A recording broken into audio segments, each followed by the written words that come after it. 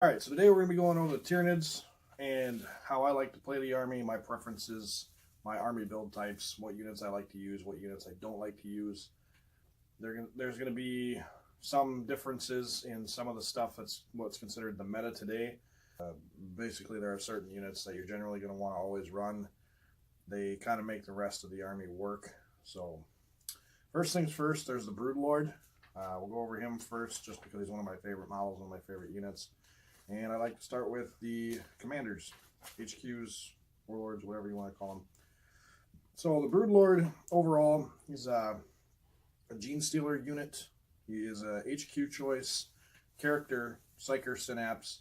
You're going to get 1 power on this guy. He's got Shadow in the Warp. He's got the 5+ invuln and a lot of other good stats. I mean, his stat line overall is super good. He doesn't really need a whole lot of help, and he does do a good job supporting other units in the army. He's definitely designed around Gene Stealers, and he's there to make Gene Stealers better. Overall, point-wise, he's not terribly expensive, and he is a melee nightmare for most armies. So, if you can get this guy up close and get him into combat, he's going to do some damage.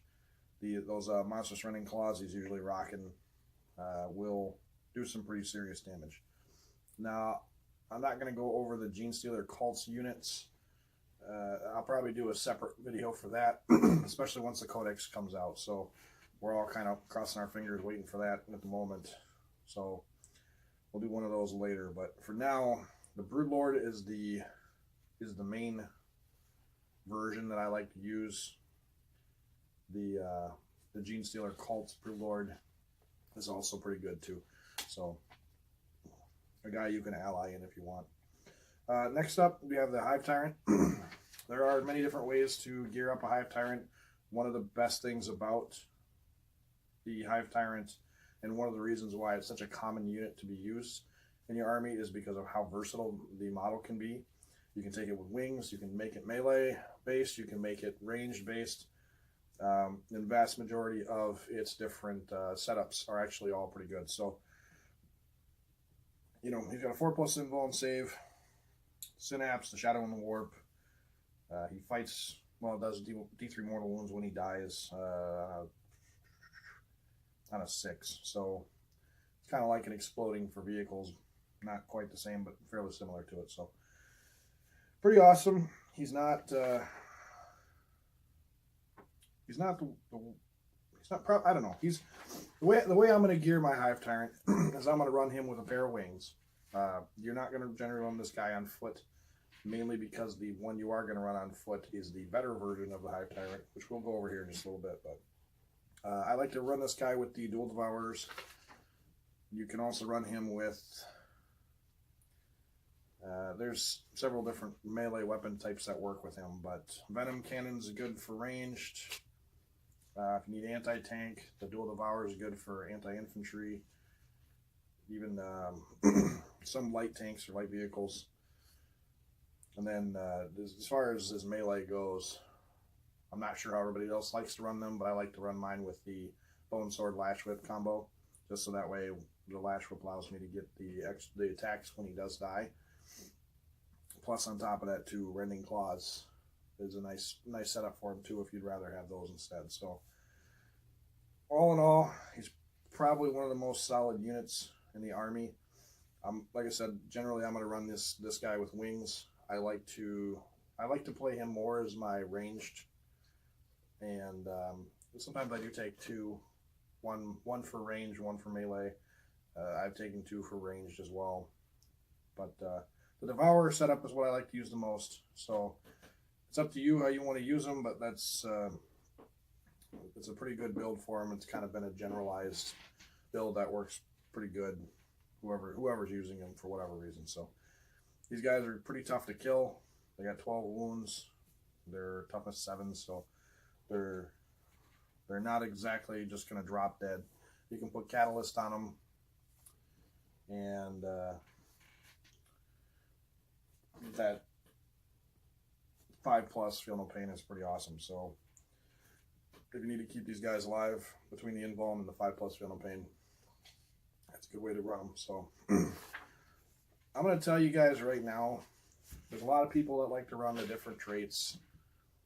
There are some ones that are more popular than others. From my personal experience and just out of preference, and it also fits my paint scheme too, as I run Leviathan the vast majority of the time. And the reason for that is because Leviathan, Tyranids overall have a fairly poor set of saves, and they're just not super durable. They have some units that get some of the nicer saves, the 3+s, but they're not going to be running a lot of 3+ or 2+ saves with decent invulns. You'll get a couple of 4+s here and there. There's some subtraction to hits and stuff like that. You can make them a little more tanky, but I like having that 6+ feel no pain roll just to be able to keep a model alive or take a little bit less damage to sort of soften the blow. I don't always run pure Leviathan, but Leviathan is just my preferred Hive fleet trait. So there's certain models that work better with Leviathan than others, and when I do run the other traits, it's basically because I'm building the list or building a specific set of units around that trait to utilize its ability better. So next up on the list, so we went through the Tyrant. Next one on the list is going to be the Malanthrope. Malanthropes are pretty awesome. They're a really good unit. They're a lot like the Venomthropes. They have that reduction to hit, which is probably why you're taking them. They have some other pretty neat abilities too, but they are a good bubble buff character for your army. And if you're playing ranged, even if you're playing melee, it's not bad, but if you're playing ranged, you need to stay back. Getting that -1 to hit for the army-wide buff is pretty cool, as long as you keep them within range of him. So try and keep them all packed in a close bubble together. And between that and my Leviathan trait, generally I don't lose a whole lot of models really fast. So that's just how I like to run them. Malanthrope is one of those units, just like Hive Tyrants, that are going to be, I wouldn't say a must-have, but they're a really good way to start your army if you need HQs. So yeah, that'd be the way I'd go. Malanthrope, Tyrant. Neurothropes are a pretty common one now. A lot of people use those guys. Their psychic powers are pretty solid. They do everything a Zoanthrope does, only better. And they are a HQ in character as well. So you can utilize these guys. They're fairly cheap. They cast 2 powers. They have a pretty solid base of stats. They got the 3+ invuln save. There's a lot of good things about these guys. The only thing that deters me from taking them is because they take up an HQ slot. I generally try to run my other characters first, mainly just out of preference. So you can use them if you really like them. They're a pretty common one to use, and they are very good. So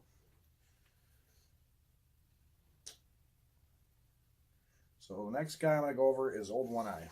Now, Old One-Eye, since the index came out, One-Eye has been a pretty good character to go to. He's really tough to kill. Carnifexes have been really good in 8th edition. They are better with him. And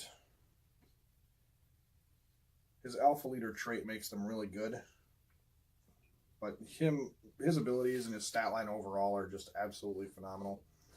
His biggest issue is the fact that he has no invuln save.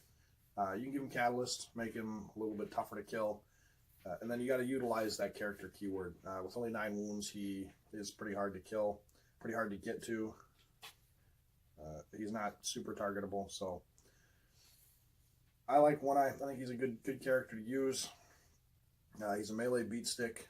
He does buff the other Carnifexes, and if you're a big Carnifex fan like I am, he's the way to go. I mean, as far as characters are concerned, you're going to want to throw him in the army. And he's relatively cost-worthy for points. You can run him in pretty much any detachment, and he'll be the better for it. So overall, I like him. I love that he's not Hive Fleet locked, which is pretty cool. A lot of the other armies in the game with characters have models that are Hive Fleet locked. Tyranids don't really suffer from that a whole lot, so they are pretty awesome. Old One Eye being one of my favorites. So next up on the list is the Tervigon. Now this guy is a great looking model, and in previous editions he was very good. There are still ways to use them, and you're going to want to take them if you're running a lot of Termagants, but there's a lot of backlash to taking these guys. If you run them, their stat line's pretty awesome with a toughness 8, 14 wounds. If you do give them Catalyst, I mean, basically that's the way you're going to run them. You're going to run them with Catalyst just to keep them alive. Otherwise, these guys are going to get shot to hell by anti-tank all game long. So they don't really do much other than spawn Termagants, and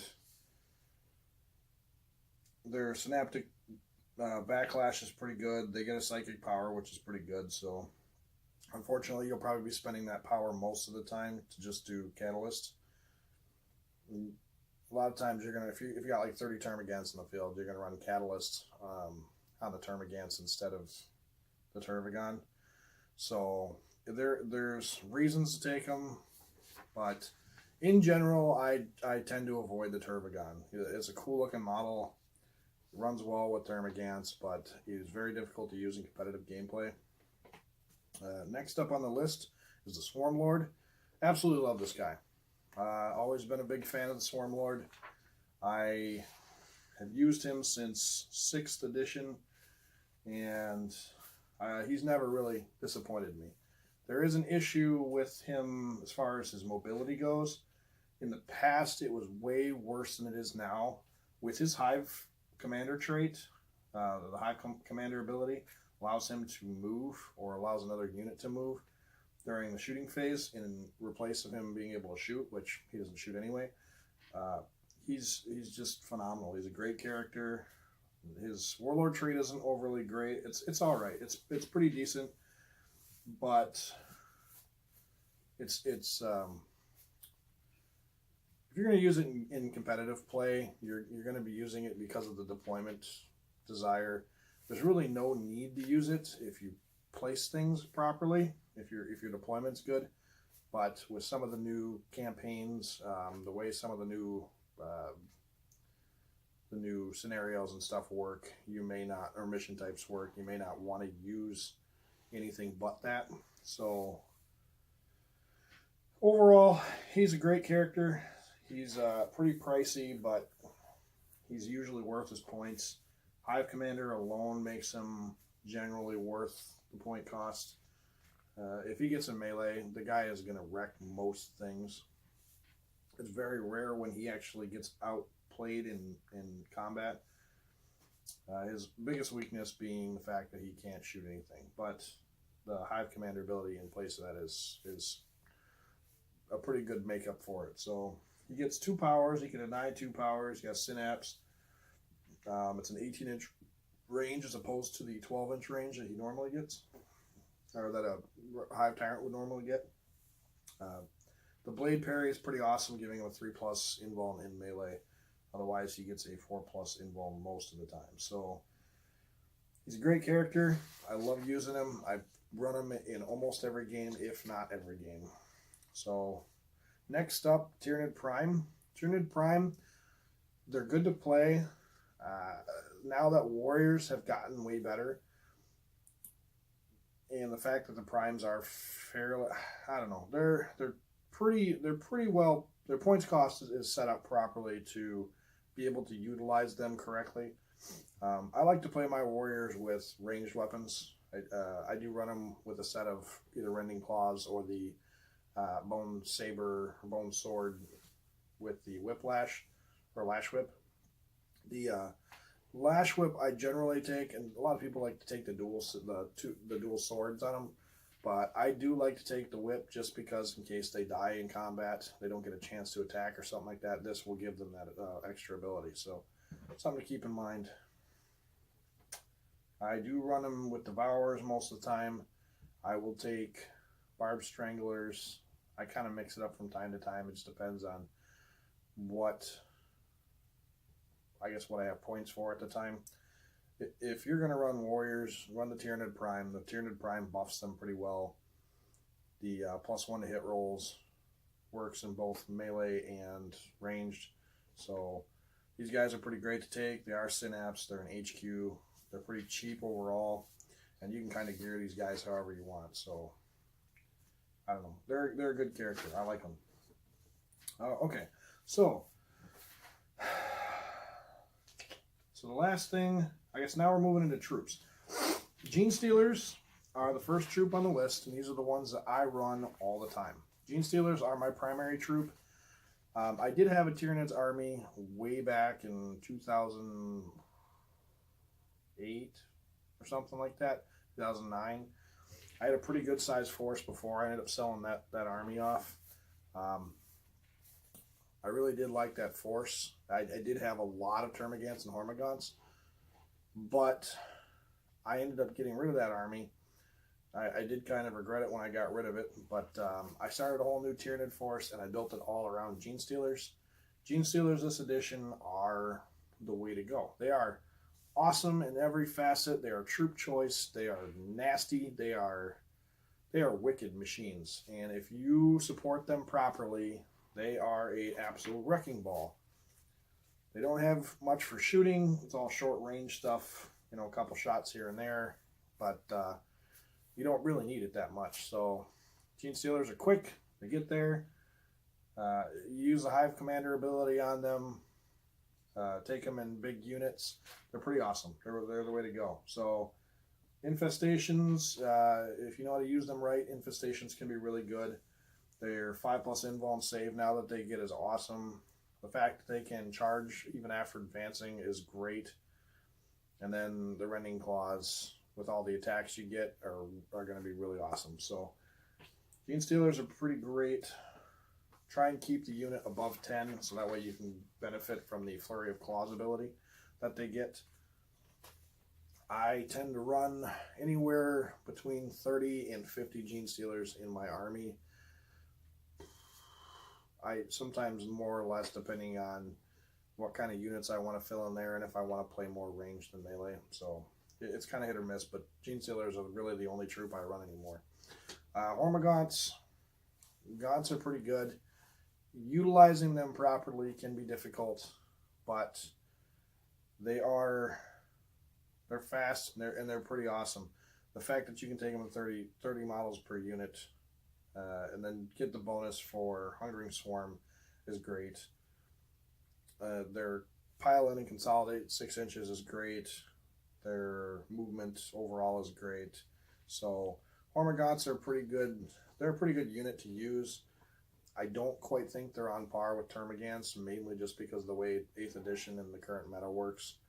You don't have to use Termagants or Gene Stealers. If you really like Hormagaunts, there are ways to make them work. Mainly you just want to stack a lot of the buffing and psychic powers and stuff like that on them. So they are pretty good. And no longer, I should say, instinctive behavior is no longer really an issue for Tyranids. It's really not as bad as it was in the last couple of editions. So there are ways to skirt around it. And as long as you're in Synapse range, you're going to be fine anyway. And with as far as a lot of the Tyranid characters can move, it should never be too much of a problem to keep Synapse characters nearby. So Hormagaunts are pretty good. If you want to use them, use them. Ripper Swarms, the next one. I'm not a huge fan of Swarms this edition. This goes for Nurglings. This goes for Necron Scarabs, Rippers, other ones like that, you name it. I'm not a huge fan of them this edition. They're not awful per se. There are ways to use them, but they are hard to support, and unfortunately, especially Rippers with their 6+ save and the fact that they're only toughness 3, they're hard to use properly, and sometimes they end up going all game doing nothing at all. For their points cost, they're not bad, but overall, I generally tend to avoid them. So Next up, Termagants. As I was saying before, I think these guys are actually a lot better. They have the shooting version of the Hormagaunts ability. As long as I got 20 more models, you can reroll wound rolls of 1 when it shoots, which is pretty solid, especially for a unit with a model with a weapon that is strength 4. You can kind of swap them out depending on which weapon type you want to use. If they're moving really fast, spine fists are an option, flesh porters, stuff like that. So overall, they're not a bad unit. Their ballistics pretty low, but 4+ is not real great. But if you got a lot of them, they get a lot of shots and they can do a lot of damage. So they're pretty good. They're a pretty good screening unit, and they're also pretty good for chaff, sacrifice, whatever you need them for. So next up is the Warriors. That's the last troop choice. I really do like Warriors this edition. They've gotten much better. So like I said, I like to run mine mostly ranged. I'll more or less put the bone sword and whip on them the vast majority of the time, because I don't like to run mine as pure melee. So I like to, in case they do get charged and have to fight in melee, getting the whip will at least give them the opportunity to fight if they do go down. And then taking the ranged weapons on them.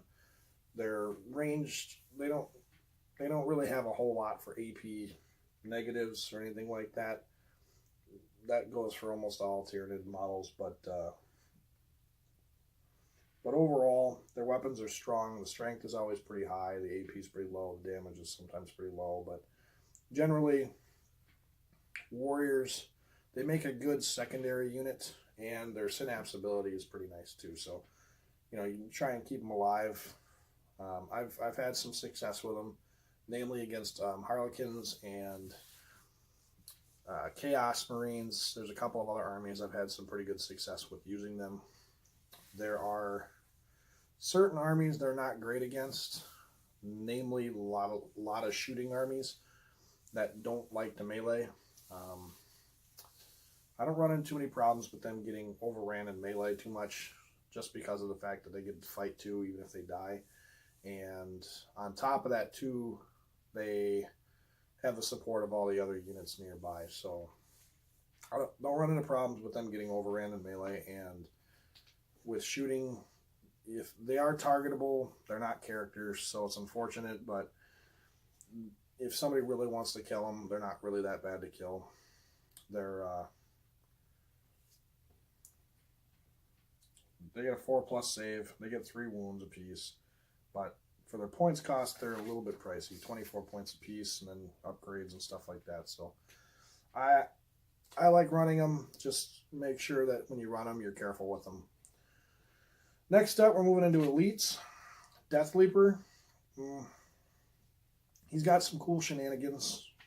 His hidden hunter ability, the It's After Me, is kind of okay if you can get to the character you're going after. His chameleonic skin is pretty nice. I guess the really big issue that I have with Death Leaper, and I should say Lictors in general, they don't have an invuln save, and I think this really takes away from their ability to be any good. They are usable. People have won tournaments with them. I just don't, even though their stat line overall is pretty solid, the fact that they get a 5+ save, no feel, no pain, and you have to rely on their -2 to hit, it just doesn't make up for the lack of an invuln save. So, I don't know. I would say try to avoid them. If you really like using Lictors, they're great looking models. But overall, I generally tend to avoid them. So, Harspecs, honestly, I can't find a lot of reasons to want to use this guy. He's melee. He moves 7 inches a turn, but even with his toughness 8, he just doesn't really have anything that makes me want to take him. And they're pretty expensive. If their price was about half of what it was, maybe 2/3 of what it currently costs, I would probably consider using these guys. But their save is 3+. I mean, they're pretty easy to kill, honestly, and unless you're getting the benefit from the Venomthrope or the Malanthrope, they're not going to be very durable units. I mean, they are toughness 8, but there's too many things in the game nowadays, especially with shooting weapons, that can skirt around having any problems killing these guys. So 13 wounds apiece for what they cost, I can't justify taking them. So if you like them, run them, I guess, but just don't expect them to do a whole lot. That's really what it comes down to, or even make it there. So, all right, next up, Hive Guard. These are a meta currently. They're currently a meta unit, and they are pretty good. The Impaler Cannons are pretty awesome, and you can take these guys, 3 of them for fairly cheap, run several units of them to make them pretty awesome. The fact that they don't have to have line of sight, and they ignore cover at strength 8 AP -2 with D3 damage. 2 shots per Impaler Cannon. It's not a whole lot of shots, but as long as they stay still and they hide in cover, they're pretty awesome units. They're really good, actually.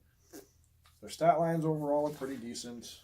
Their save isn't great, but their ballistic skill is 3+, so they are a pretty awesome heavy weapon type unit in the army. So I give these guys a thumbs up. Even the other weapon system they carry, the anti-tank, which I guess you could consider an anti-tank. Even that one's still technically decent. It's not super great, but it's usable. And it's great for killing tanks if you really need to. So I'm going to skip Lictors since I already went over basically how they work with Death Leaper. You know, the Hidden Hunter Chameleonic Skin. Lictors are basically a weaker version of Death Leaper. They're only 34 points a piece, but they're just, there's no way to really keep them alive other than their first drop. So they're going to pop in, do a little bit of damage, maybe if they get lucky, get into combat, but then they're pretty much going to get wasted. So I don't know. I'm not a huge fan of Lictors right now. I love the models. I don't know. I can't justify taking them. So Maliceptors, they're another one that I'm not overly thrilled with. Maliceptors kind of work the same as the hard specs. They are, yeah, they're not great. I mean, they get a 4+ invul and save, which is pretty nice. They're 12 wounds, toughness 7, so they got some cool stuff that's pretty neat. You know, the Psychic Barrier, Psychic Overload, Synapse, and Shadow in the Warp. They do cast 2 powers, which is pretty cool. But overall, they're slower units. And I don't know. I'm not a huge fan of them. There are ways to use them. They're pretty good in some cases, especially in casual games. But in competitive play, I'm not going to run them very often. It's too difficult to have to plan something around using them properly. So that's just a personal choice, I guess. Pyrovores, avoid these guys. They're cool. The idea behind them is great. The thing is that they're never going to get to do anything. They got an awesome flamer, but their toughness is low. Their wounds are low. They have no way to survive. And if they die, I mean, they can do some stuff if something's nearby. But their range is only 10 inches. They're never going to get there. They're never going to do anything. They're just going to die. So avoid these guys. The Red Terror, I do take this guy from time to time, especially when I'm running Raveners. I made a converted version of mine. The original one was just a Ravener, one of the old school type Raveners. He was a very unique looking model. The one I made is actually just a combination of bits, and actually gave the guy wings. So he's not like an official model or anything, but he is made from Tyranid and Ravener parts. And he's probably closer to a Shrike than he is to an actual Ravener, but I don't know. I think he looks cool. He's converted bits. So next up on the list, Tyrant Guard. Tyrant Guard are really good if you're using walking tyrants. Swarm Lord being one of them. So the shield wall is pretty awesome. It's basically the bodyguard rule.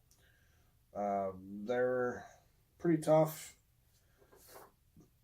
If you need bodyguards or you want bodyguards, they're the way to go. They're decent overall, but personally for the kit, I prefer to use the Hive Guard.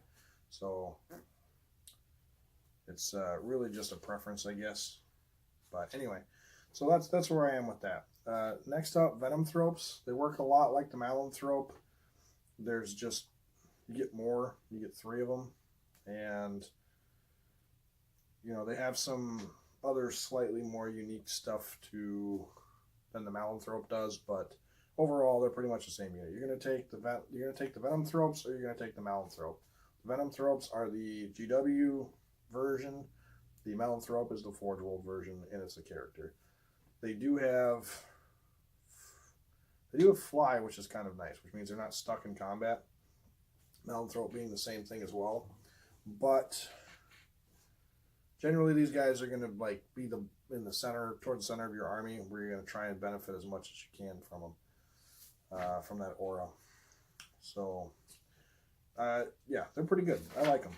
Venom Thropes, I use my Malanthrope more often than not, but you can use the Venom Thropes just as well. They're good just as well. So beyond that, let's see. Beyond that, there is the Zone Thropes. The Zone Thropes are basically a weaker version of the Neurothrope. You get 3 of them. There's some cool stratagems you can play with them. They are psychers. They do get the 1 power. Smite you're going to be using on them a lot. When you don't have Smite, you can be casting some of the other stuff, but Zone Thropes are pretty awesome overall. So my biggest beef with them is that they are required at 3 in a unit. I kind of wish you could take 1 per unit, but it is what it is. So yeah, Zone Thropes are good. They're fairly cheap too. They're one of the few units in your armies that are in your army that's going to have a 3+ invuln, and I mean they're not real tough, but I've had them survive absurd numbers of shots, even with heavy weapons and other stuff like that. So, all right, on to Fast Attack. So this guy is almost unanimously hated by the community. Not specifically the model. I think everybody would agree that the model looks fantastic. He's a great looking dude, right? Big, scary, beefy guy. Mine's painted Leviathan. Has a couple of guardsmen down below on the base.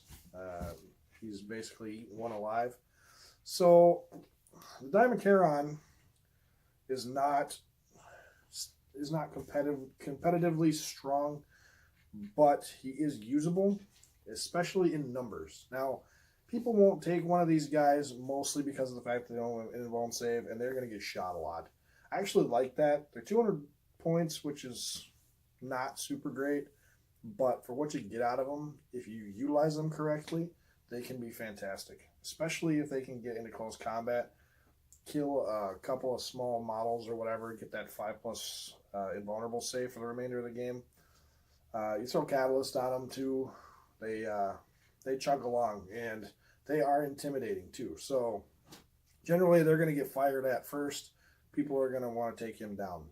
So yeah, throw Catalyst on him, make him the fire absorber, and rush him forward. Hope he survives long enough to eat a couple of models. He gets the 5+ invuln save, and there's some other things you can do. You can keep the Malanthrope nearby or whatever to give the -1 hit and all that jazz. So there are ways to make him work. It's just, I think a lot of people don't like him because of the fact that he just doesn't seem to have enough attacks for a model his size, and he can't kill stuff fast enough. But honestly, with as much fire as he absorbs, I think that right there kind of makes him worth his points. People will shoot him until he is dead, and people don't even think twice about it. So every time I played him in a game, that's literally the first thing everyone goes for. They ignore the entire rest of my army until he's dead, which is phenomenal for me because now I'm spending all that time moving my Gene Stealers forward, my Swarm Lord forward, a lot of my other characters and stuff like that who normally would otherwise be taking up a lot of fire in the process. The Diamond Charon eats the fire initially. For 200 points, he makes it worthwhile because you know he's the one who's going to get attacked first every time. So just big intimidating model. He's not as scary as he looks, but he's great at soaking up fire.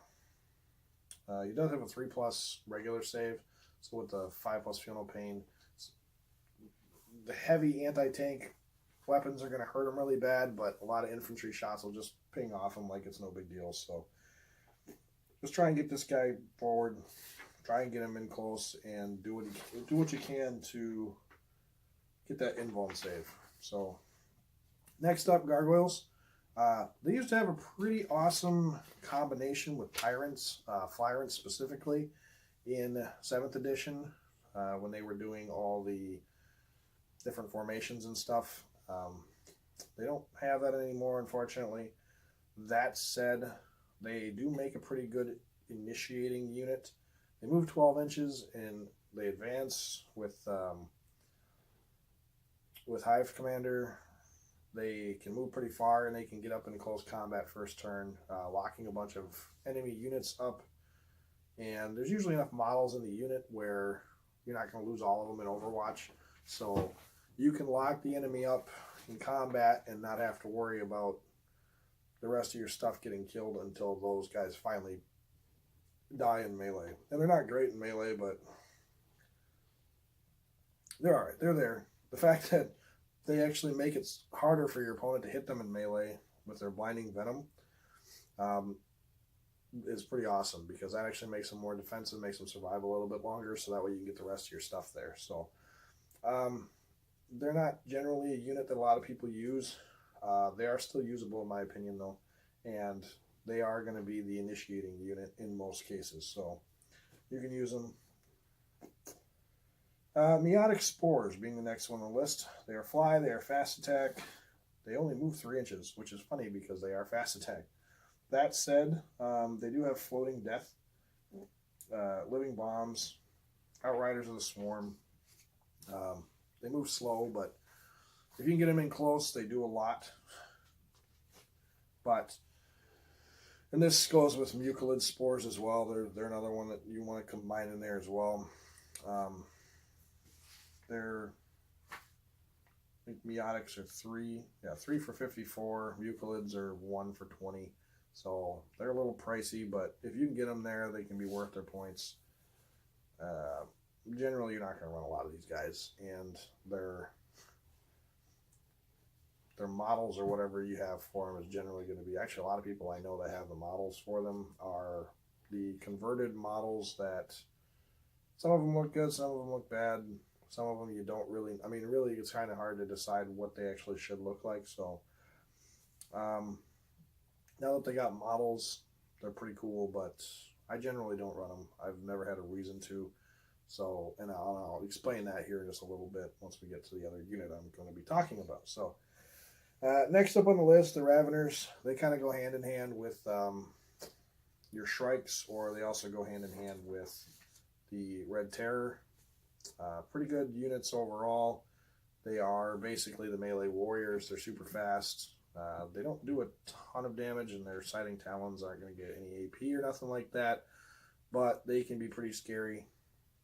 And they'll wreak havoc once they get up there. I guess my biggest problem with them is that they only have a 5+ save, so they can be a sacrificial unit in a bad way. So these guys are okay to use. There's nothing wrong with using them, but you need to use them properly in order to make them work. So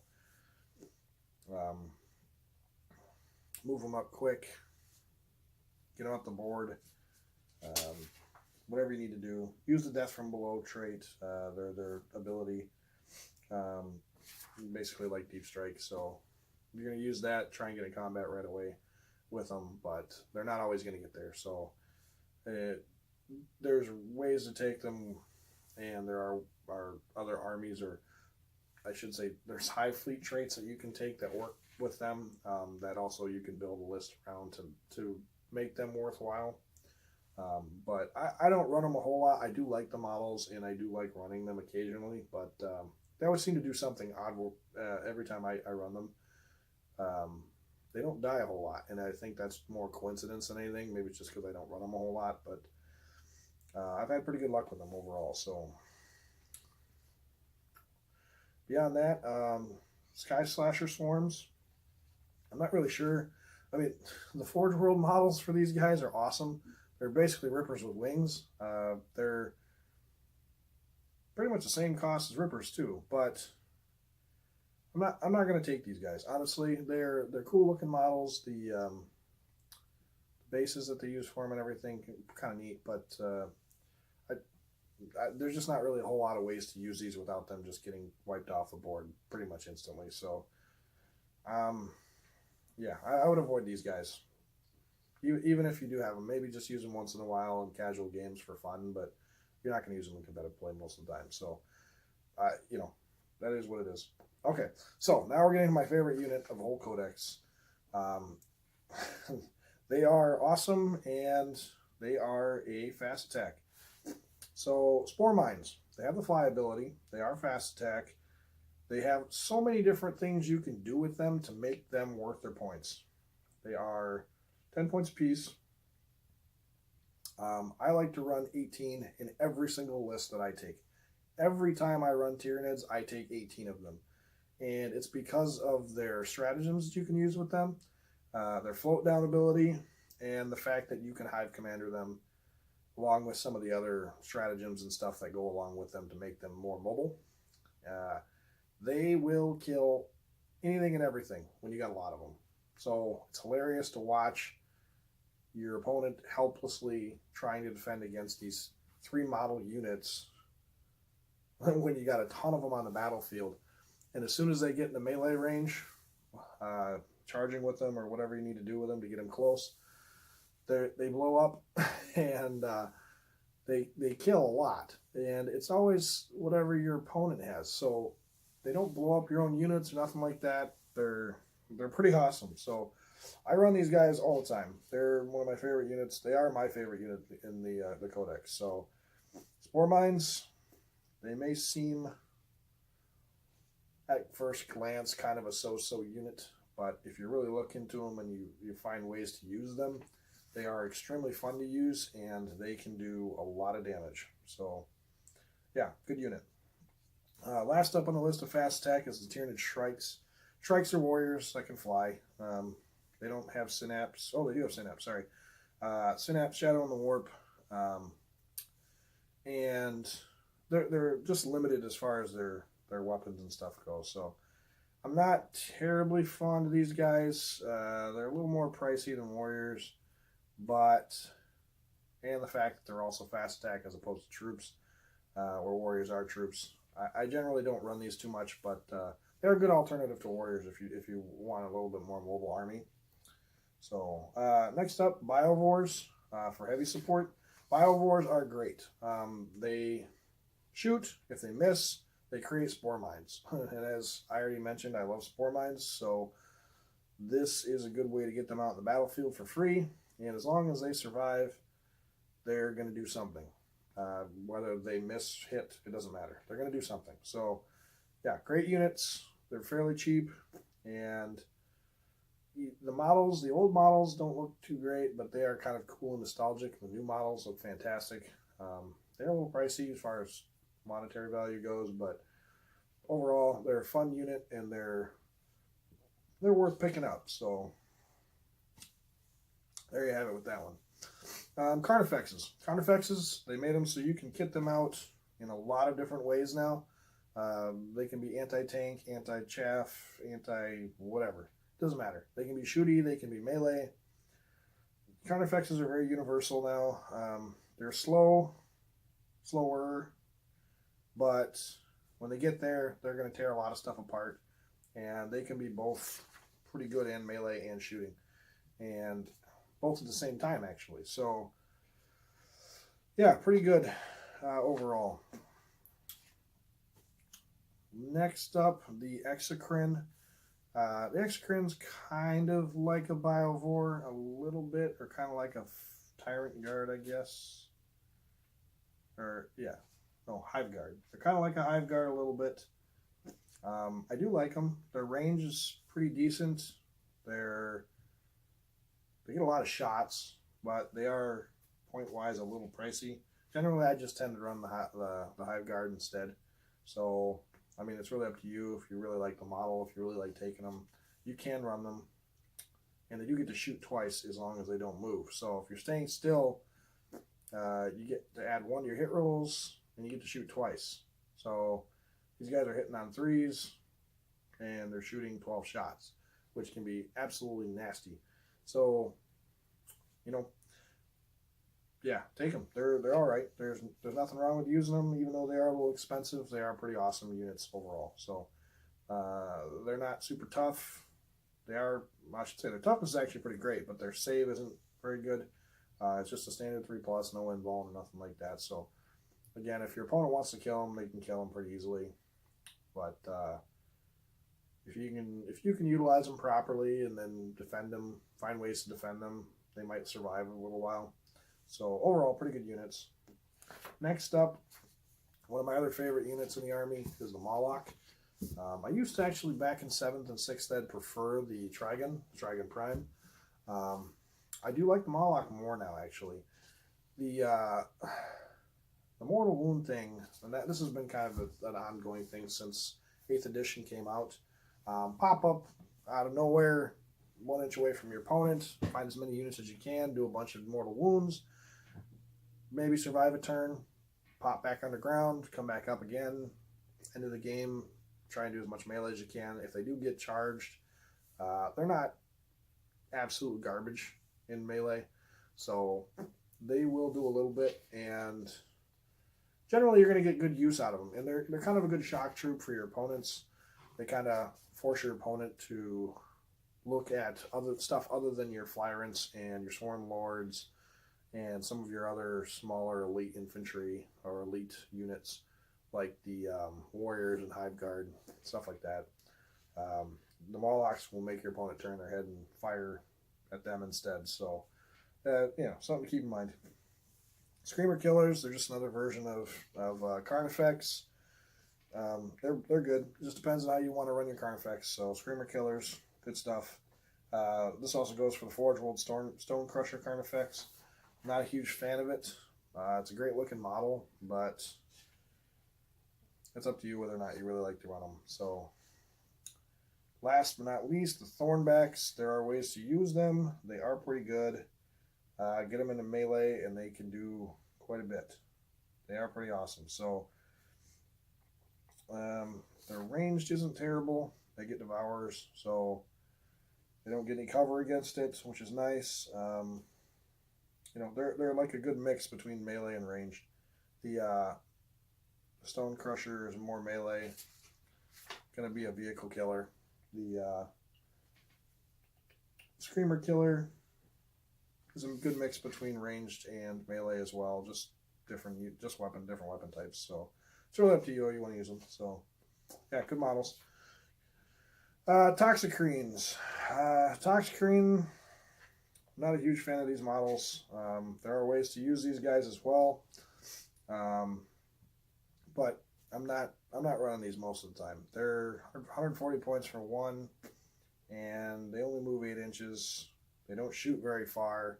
Overall, they're not really worth their points because generally, just like some of the other ones, the other bigger melee or short-ranged elite infantry or elite models, they're not going to get there most of the time. So it's up to you if you want to use them, but generally I try to avoid them. So, you know, food for thought.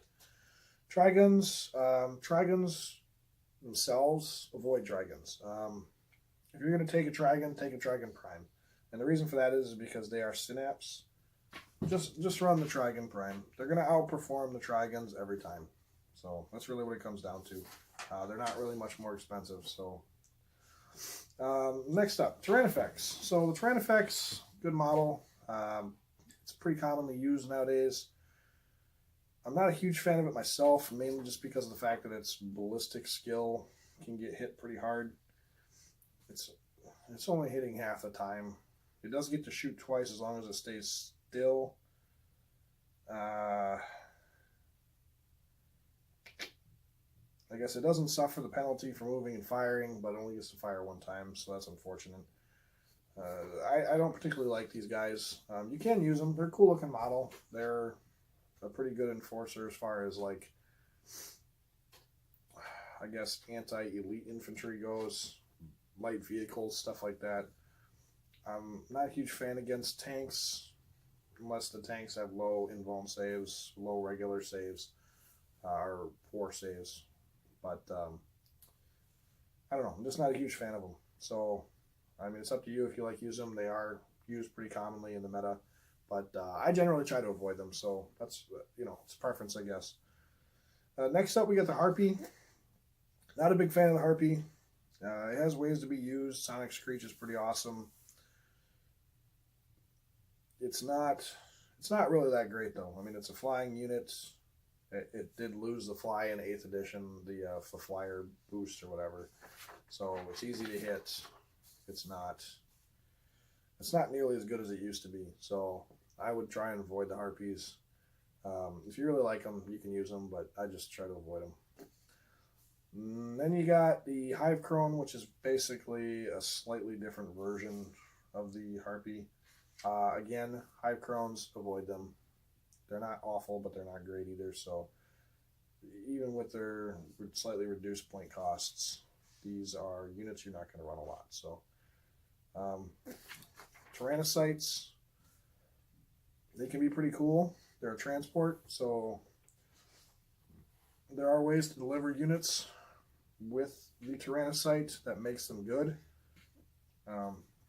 They do have a weapon system on them. It's just weird because they're like a drop pod. They're just way more expensive. They're not, I mean, they're better than drop pod overall, but they do get to move too, which is kind of nice, but I just don't particularly like them. Yeah, I'm not a huge fan of them. So you can take them in your army if you're going to do a lot of melee type stuff, or stuff that needs to get to combat right away. They're an option. So it's really up to you. Opponents generally tend to ignore them for the most part, so it's not necessarily bad to take them. I just don't. So Lord of Wars. This is Forge World Barbed Hyrule. Well, if you're going to take a Hyrule, the Barbed is probably the way to go. There's really no reason to take the other one, because it's generally not going to get where he needs to go before he gets blasted half to death. And the 8-inch range weapon that he has is mediocre at best. So, no, if you're going to take one, take the Barbed. Don't take the Scythed. I'm not saying this out of personal preference. I'm just saying that generally having the ranged version will actually be able to do something before it dies. You're not going to guarantee the Barbed is going to, or the Scythe is going to ever get there before getting dropped. So they're fairly similar in melee as far as their combat goes. I guess the Scythe is a little better, but in some ways it's kind of not. So yeah, just avoid the Scythe, take the Barbed. Haradon. Haradon is expensive, extremely expensive. He's a flyer, moves pretty far. He's a Titan. He's not super great. He's only toughness 7, 700 point model. It's toughness 7 for Tyranid that doesn't have an invuln save. They transport gargoyles. I try to avoid these guys. They are Titanic. They have frenzied metabolism, sky attack, stuff like that. But yeah, no, just avoid these guys. Almost. If you're going to take a Titan, take the Hierophant. If you really want a Titan that bad, it's going to be the Barbed Hyrule or the Hierophant. The Hierophant, he's a monster. I mean, he's expensive. That's the whole point. I mean, he's a monster because he costs so much. I mean, he's got 50 wounds, and he's ridiculous for his points cost. I mean, even at 2K, he's still he's still pretty amazing. He's got macro weapons. He's got awesome melee stuff. Yeah, I mean, he's great. So they're pretty, for all the Titans that are used, generally I see the Hierophant more often than all the other ones, except for the Imperial Titans. So yeah, if you like them, take them. They are expensive monetary wise, they are expensive point wise, but they are worth the points and they look cool. So yeah, I mean, they're not always gonna pay their points back, but they're certainly gonna be fun to play, and they're great in apocalypse games. So, you know, options. Last up was the Scythe Hierodual. I'm not a big fan of the Hierodual, but like I said, if you're gonna take them, take the Barbed. Do not take the Scythe until Forge World decides to redo some of the Forge World models, and hopefully that will help your army. Once Forge World does redo the way their rules and stuff works for certain models, hopefully that will benefit those particular models in general. So we did see a reduction to the Tau Bio-Titan, or sorry, the Taunar Titan, and with that reduction, hopefully that means the Hierophant will get one eventually worthwhile. Hopefully the Hieroduals will get a little bit more of a reduction as well. So that's pretty much it for Tyranids. There's really not a whole lot other than to say. I guess one last thing I'd like to go over with is just my main tactic for the army. So, like I said, I run a lot of Gene Stealers. I run the Blue Broodlord. I run characters, Malanthrope, Swarm Lord, Old One Eye. I run my my Hive Guard. Usually I kind of hide them in the back, or I'll stick them in the center with a bubble, so that way they can't get killed. Try to keep them out of line of sight if possible. The Flyrant, I usually like to run the Flyrant around, just kind of go wherever he needs, claim objectives. Make your opponent aware that he's there and kind of push other units off of stuff like objectives and whatnot. Flyrants are pretty good at that, and you can take a couple of them. They're pretty awesome. I think you're allowed to take 3. There's no reason not to take 3 other than points costs. So if you like them, take Flyrants. They're great. They're pretty good at being independent, and they're a great support for your army. So Dynamacharon, I run it a lot just because I really like the model and because they are fun to run. My opponents don't always know what to do against them, and even when he does die, he soaks up a lot of firepower. So they're a pretty good shock unit. They're a good unit to make your opponent pay attention to a specific unit rather than picking off the units you really don't want to die right away. And then I run Molochs. Molochs are the stretch. They're the way to stretch your army out and then get to every facet of the board without running into any problems when you're marching them. So I take all my characters, I stick them in the center. I stick usually my Tyranid warriors around them, and then I just swarm the entire army with my Gene Stealers and move them in a big blob forward. The Gene Stealers drop, you know, so be it. If I'm playing against a shooting army, I'm just rushing forward as fast as I can. But generally, if you're playing against an army that's capable in melee, move them as a blob together up the center of the board and just kind of keep moving them. Every turn, a little bit here and there. Get your big beasties close to into close combat, and do what you can to protect them. Gene Stealers, they're gonna absorb a lot of charges and stuff like that, so they do take a lot of fire, unfortunately, but honestly they're fairly cheap troop choices, and losing them isn't as big of a sacrifice as it sounds, unless you're pretty much focusing your entire army around Gene Stealers. So I don't. They're just a great troop choice for me, and the reason I take them is basically to bubble the army. Make sure the rest of the army is untouched mostly throughout the game. So eventually the opponent will whittle them down, drop them down, but at that point, between all the shooting and between the fact that I'm really close to combat, the other characters and stuff can intercept and become basically they overrun or become a bowling ball and tear through your opponent's army at that point. So with the bubble buff, with the Malanthrope, there's just you know, like I said, I run mine in a blob, and then I'll just use the fire ants to move around, the Molochs to pop up here and there and take out scout units and other stuff like that. So, you know, I don't run mine specifically as melee or specifically as shooting. I do a little mix of both, and I've had a lot of success with them. So that's pretty much it for Tyranids. So there you have it. Another walkthrough at Castle Guard Studios. If you liked the video, give us a like, give us a share, and be sure to subscribe. Thanks again for watching. We'll see you next time.